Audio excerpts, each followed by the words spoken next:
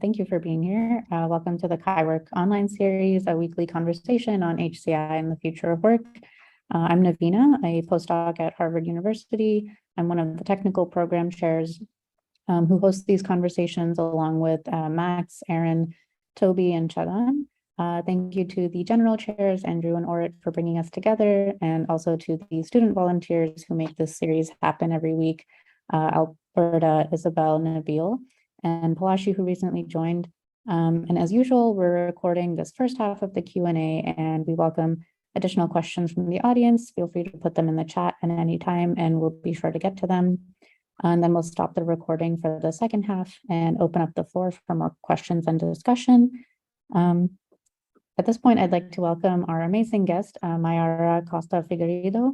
Mayara's research focuses on the data work individuals perform when self-tracking for health, particularly in fertility care, and she looks at both individual and ecological perspectives.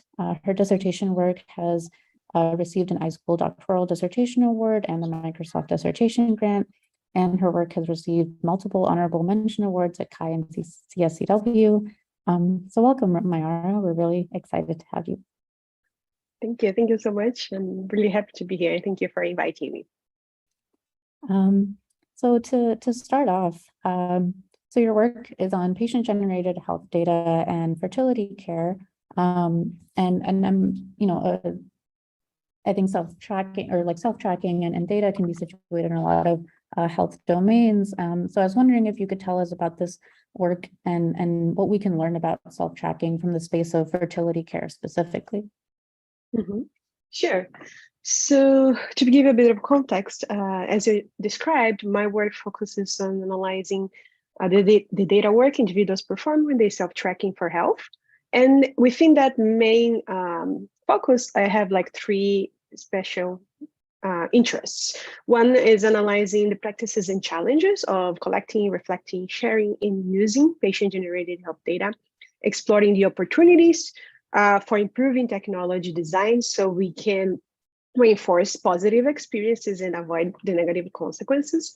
And finally, analyzing the broader organizational and societal aspects that shape individuals' data work. And that type of research, it can be conducted in any health context, right? It's very broad. My work focused to date a lot on the fertility context. And one of the reasons, like besides personal interests, is that this is a context that can be considered extreme because it is very data centric. It has a tradition of using personal data to predict things like your next period dates, your ovulation, fertile window for multiple goals. It is also very emotionally loaded and suffers influences from many societal aspects and pressures that go, for example, around gender and roles of in society and that kind of influence. So it was a very specific health context that, because of these characteristics and of the fact that it can be considered extreme, it can generate insights more broadly for other health contexts. So for example, in my dissertation, I actually discussed how can we characterize data work for the data work of individuals in contrast as, for example, healthcare providers, based on the findings and discussions that I had in the fertility context. So the main characteristics I discussed in my dissertation are that individuals' data work is emotional and burdensome, and that is a very important difference from, for example, the work of healthcare providers, because when you're talking about patients and individuals and they are collecting this data and using this data for their health, usually you have an illness behind that, which is something that involves the whole life of the person, like their quality of life and their future and everything on their experience. And it's also burdensome because it adds a lot of work that they have to do collecting and understanding data that often is not easy, and it's not something that they do before they have this condition, before they have this goal. So there's a lot of learning and a lot of burden in understanding that. And that burden is often invisible.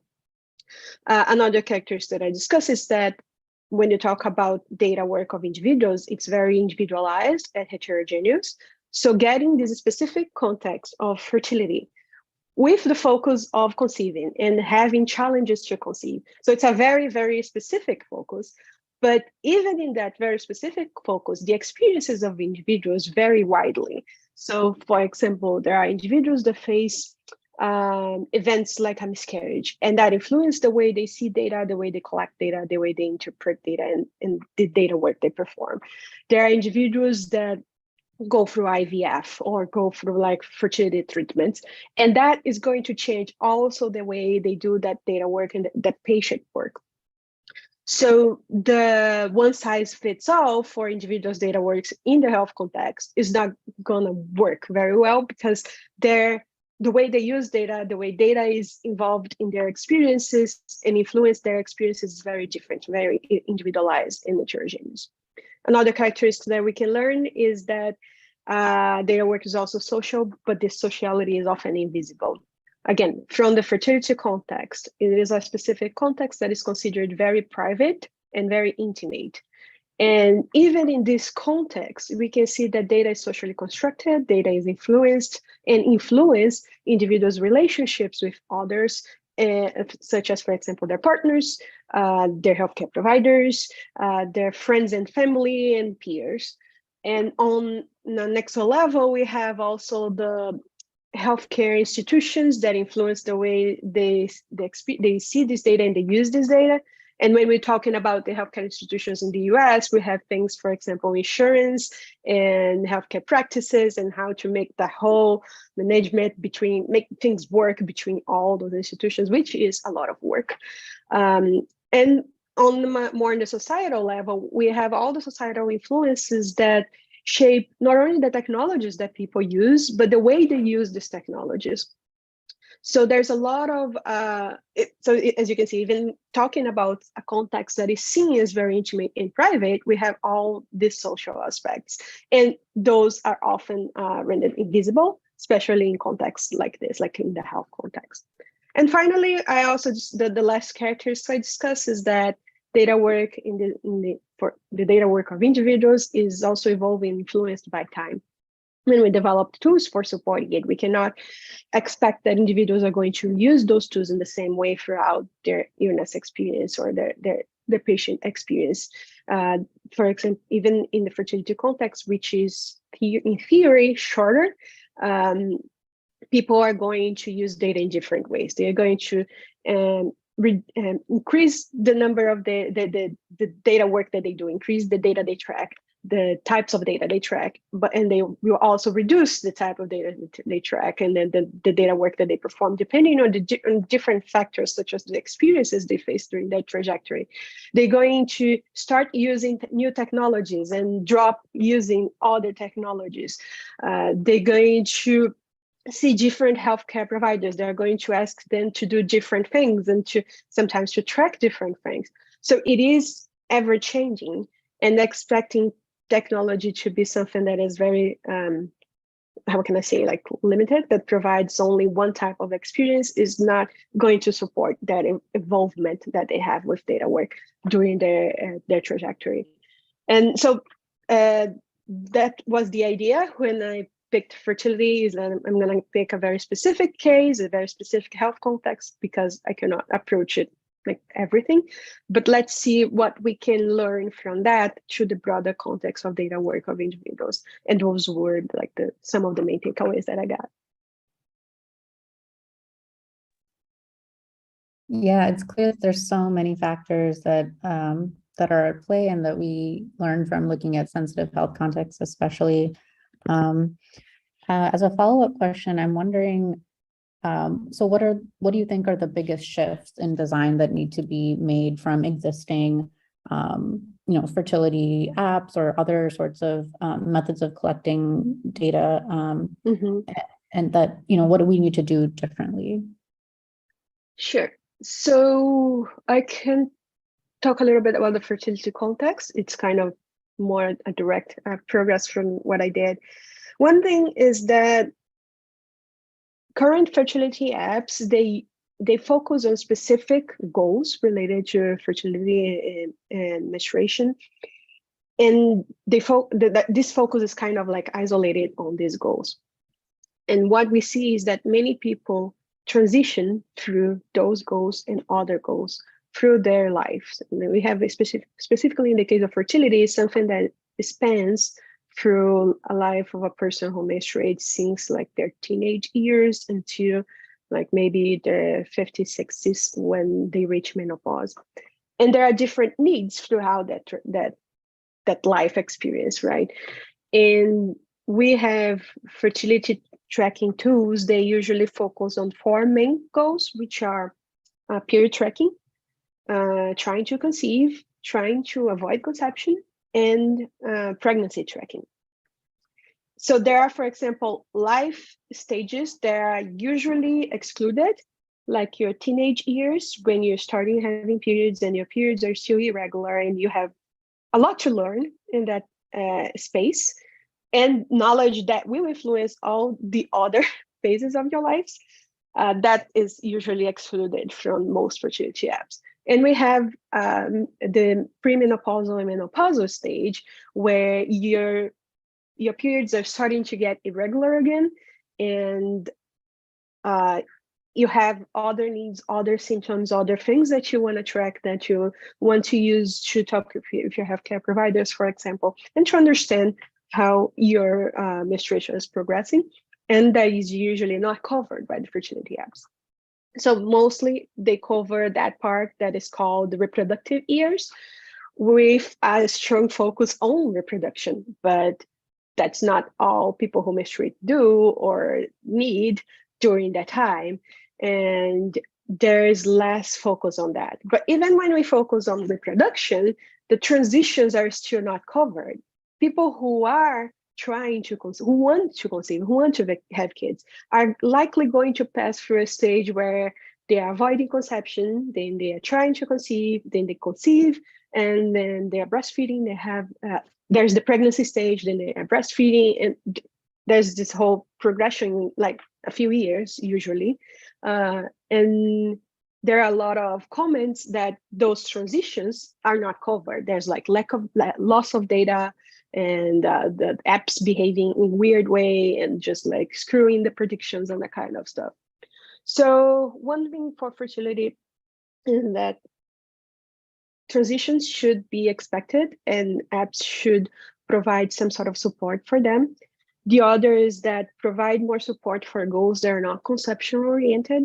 For example, if I want to track PMS, or if I have endometriosis, or if I just want to know if I have more migraines when my periods are about to come.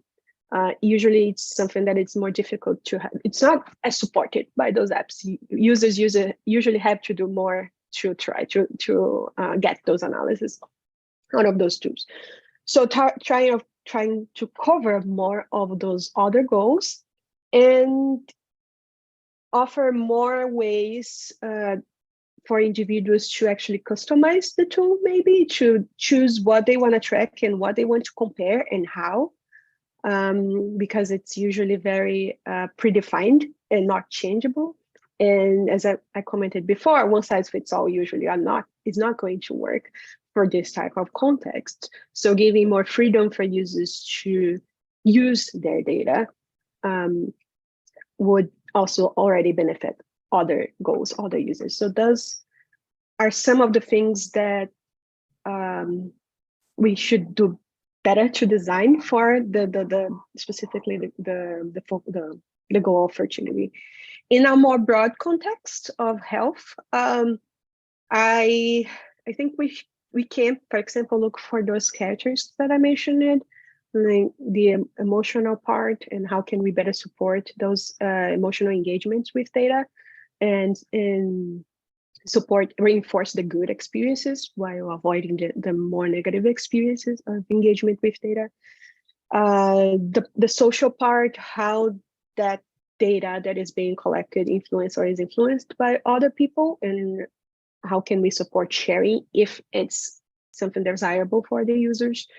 One word, the other, and how can we focus on this evolving engagement, right? Like what technologies can support in that evolving engagement, and what we should just warn users that it's not supported, and make it clear that it's not covered or something like that. So it sounds like things are already incredibly complex just on the patient side and the, daily work of tracking data. I was wondering if we could also get into what the introduction of patient-generated health data is doing to the relationship between patients and providers and providers' workflows themselves. Sure. So to talk about like impacting workflows, I think we can talk about like benefits and challenges, right? So for example, for benefits for healthcare providers, patient-generated data have the potential to complement care, like to provide more information concerning patients' health and their quality of life, to support personalized care and shared decision-making. But it can considerably impact their workflow. So providers are already having to deal with data that patients bring to their consultations. And often they do not need all that data or those specific types of data that patients collected by themselves. And sometimes there is so much data that it's actually difficult to benefit from them, to just get trends and analyze. I interviewed one healthcare provider that said that, like, I think he mentioned like 15% of his patients would come with data. And there were some people that would come with like Excel sheets with months of data. And it's like, I cannot analyze all that. I cannot like look through those Excel sheets and get any information from that. So they're already having to deal with that. And so if we want to, how can I say, use patient-generated health data more formally in the workflow, there are some things that will need to be considered. First is who is going to analyze the data. And there are many studies that suggest, for example, that it's appropriate to have a specific role that is going to be responsible for analyzing the data, because it's difficult to do it in the time of the consultations that are already like short. And there are other aspects such as continuity of care. A person tends to go to different specialties of providers that will need different types of data. And sometimes data need to pass from one to the other. So how is that communication is going to be done? And how the patient can know what set of data they need for those different specialties that they will need to interact with. And I can give some examples from the fraternity context, which was the one I studied. So one thing that I mentioned is they already seen data. Most patients that get to doctor's offices, to reproductive endocrinology offices, they already tracked before they go there, which is beneficial to the providers too, because when they get there with some tracking experience, they can say, that was the day of my last period. My periods usually last this long. I have regular periods. I have those symptoms. They have this experience. If they get to their offices without knowing those characteristics of their menstrual history, what's going to happen? The healthcare provider is going to ask them usually to observe or to track their menstruation for a couple of months. So that kind of delays care. And when you're talking about a person that is having challenges to conceive, time is very important, because fertility tends to reduce with age, right? So sometimes a person is already suffering the pressure of time. So tracking is beneficial. And I talked with 5 reproductive endocrinologists, and all of them saw tracking as beneficial to a certain point, right? They saw it is important to have this menstrual history. It is important because it's easier to treat a patient that know about themselves. It's better to have a patient that know about their bodies, how their bodies work, and their characteristics. And it helps them. But then we have the other extreme, patients that come with that extensive data, with data that providers judge that are not useful to them, that are too subjective for them to use, and that do not really benefit that workflow. And then we can have a conflict in there. So I think there's one paper in which I discussed that despite these conflicts, there's also benefits on these different data practices, right? And they are independent benefits. We have the patient side, we have that data work supports their engagement with their health, supports they feel like they're doing something when it's usually a moment where everything is very confusing and uncertain. It helps that like they feel empowered in their journey. So we cannot just expect them to track exclusively for their interactions with healthcare providers. Otherwise, we may lose those benefits. And on the healthcare provider side, we cannot expect them to use all the data that some patients track, but they can also benefit from some specific types of data. And by seeing the way patients are engaging with their data, they can also learn about some specificities that may be useful to them to define the better treatment or to direct patients to resources that can help them and that kind of stuff. So I think you asked about workflow, and yes, it influences their workflow and in different ways. And so if we are going to adopt this type of data in a more formal way, we have to consider those impacts to try to overcome those difficulties and gather the benefits in the end. Thank you for that. I think you're really connecting the what's happening between the patient and provider to a lot of the emotional and social aspects of fertility care. Like, like you said, the delay in care can be incredibly impactful, and even the sense of efficacy that people have collecting data. On that note, and it's kind of coming in the chat as well, Max and Michael have talked about the challenges around working in this space and with confidential data, and the emotional difficulties of this context, and as also the fact that intimate data can actually be used against you. And I kind of wanted to see if that's come up in your work. So in the US, there's been increased criminalization of abortion, for example, and greater concern for privacy of health data more broadly. And I'm wondering, has this come up in your ongoing work, or we could talk about privacy in general. And what do you think are the open questions for research and practice in this kind of messy area? Sure. Yeah, a messy area that has become messier. So I did not directly investigate privacy aspects, but it did appear in my work, especially in my last study, because we were running that study during the time that Roe versus Wade was being overturned in the US. So we actually included a question to ask participants if that decision influenced in any way the way they see self-tracking tools for fertility. And that study is still under review. The results are still under review, but concerning that question, the specific question, that was not the focus of the study. It was interesting because I think around half of the participants were like 290 something participants, and around half of them said that decision influenced the way somehow, even if in a minor way, they see or they think about self-tracking tools for fertility. And what was interesting is that from them, half of them were more afraid of those tools because they were afraid that their data could be used against them.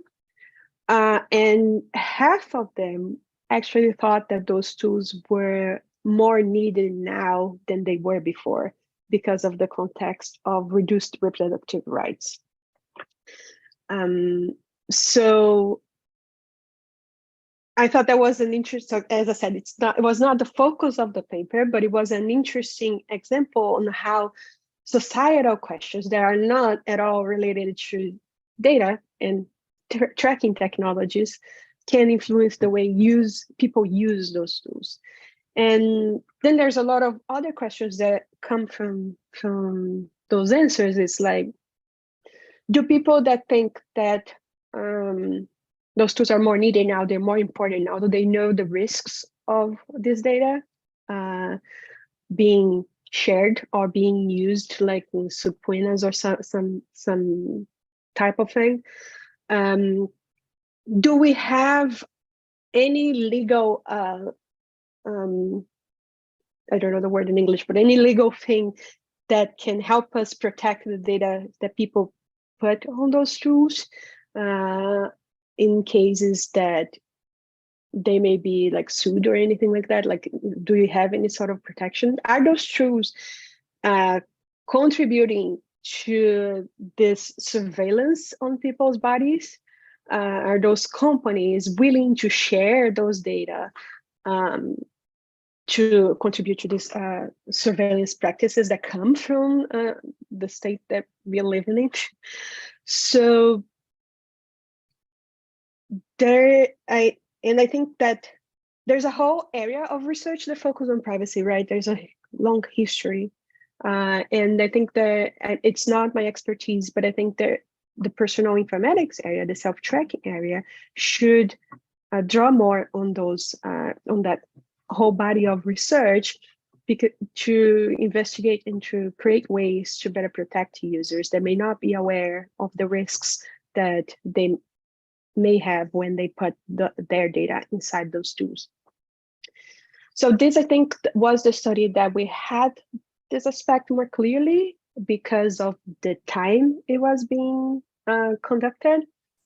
The other studies, the part of privacy of data appeared more lightly, like in the sense I always asked, I had an interest about the way people share their data. So I asked, they shared with the partners, with their families, and the sharing with partners had some aspects like, a few people were like, I don't think I need to share this data with my partners. Like, I don't think he needs to see it. Other people wanted to it, they would like show the app to the partners.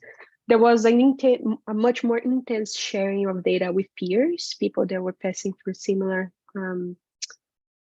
histories, similar treatments and difficulties, especially in forums. And there were, for example, people that would, a forum that I analyzed, people would use the same app and befriend each other in the app, and that would give access to each other data. So they would see each other's like graphs, for example, and through the graph, they would know exactly the stage of the fertility cycle that the person would be in. And there were like some very interesting aspects in that type of sharing of data, because, for example, there is a period that they call 2-week wait, which is like after you have intercourse in your fertile window, there's a period of 2 weeks that until a pregnancy test can detect a possible pregnancy. And so this time they have to wait, and it's one of the most anxious time when people are like trying for a long time and really invested on that. So participants mentioned it. So if I see a friend's graph and I see that they are in the 2-week wait, I'm not going to talk to them about tests. I'm not going to talk to them about, oh, are you dying to do this test or anything like that. On the other side, if I see that they got their period again, then I reach out and say, hey, do you need anything? It sucks. Here is something that can help you to pass through this situation. So there are benefits in sharing. But there are also all those like potential creepy uses of your data, and that need to be accounted for. And today, it's funny that today we don't have a lot of sharing from the user with apps. Like if I use an app and I have my data in here, there are very few ways that I can share my data if I'm willing to do it with people that I'm willing to share. But we don't really know what the app companies do and with whom they share our data, and if our data can be shared to, like in those cases there, like I think to that point it's still speculative if data from fertility apps can be used when a person is sued because of abortion and kind of that, but we don't really know what is going to happen. This is incredibly interesting, just kind of the contrast between, these very positive ways that people can use sharing for support and, peer support, but then, kind of the other risks that it opens up as well, and so many unknowns for the individuals using the apps.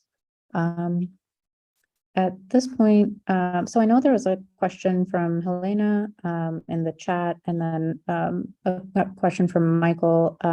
Maybe Michael, if your question is related to this thread, maybe we can take that, and then Helena's, and then wrap up the recording. Sure, thank you. And thank you for this really, really interesting talk. I was thinking, I'm not an expert. Whoa, am I not an expert? The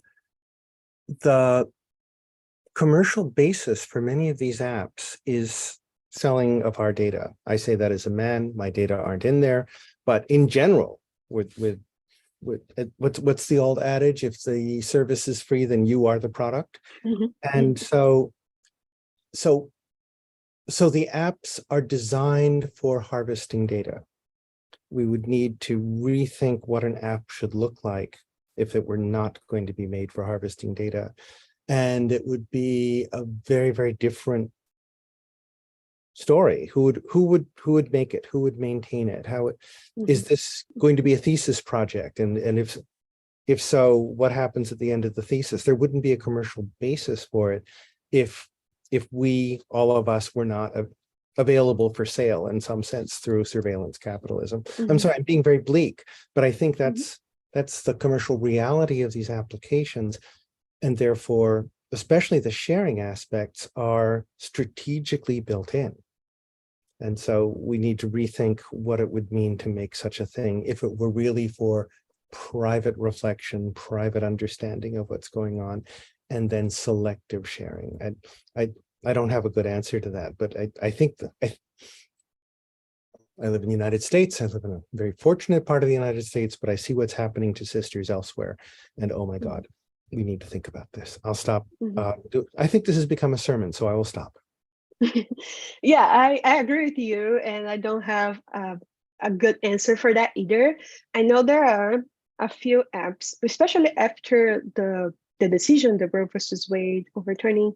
There was a lot of talk online about you should delete your tracking app. You should, and I know about some apps that, for example, do not send data to like servers. The data is all in your own device. I don't know what is their business model. How do they maintain the app, and how is how long will be the life of that app? But there are some examples of tools that seem to be a bit less, at least, exploitative of our data. But I don't have knowledge about the business model, or how I forgot the word, but how lasting those initiatives can be. Thank you. And then Helena, if you want to ask your question. Thanks. I was just kind of reacting to something that you said, that some patients are coming in with just a lot of data. And then I believe you said something along the lines of, or too subjective data, and the clinician says something like, this isn't of use to me. And a lot of what I've looked at with co-interpretation between patients and their clinicians around data is an opportunity for the patient to interpret their data for the clinician, because even if the clinician doesn't on first glance at the data understand the meaning behind it, through that discussion, it may embody the meaning that is necessary for the conversation that the clinician might not have seen. And because of that, it's usually not going to be quantitative in the way that many clinicians are taught to think about. And that's why the subjective thing, I think you said the word subjective, which is like a comment. Yeah. I think the conversation that we just had, I think that subjective data also makes it less likely to be available for prosecution, because it does require that meaning making to happen by the person who recorded it, as opposed to it like the evidence that we're used to seeing. So I just wanted to Yeah. link the conversation was already happening as well. Yeah, that last part is very interesting. But on the first part, I meant subjective.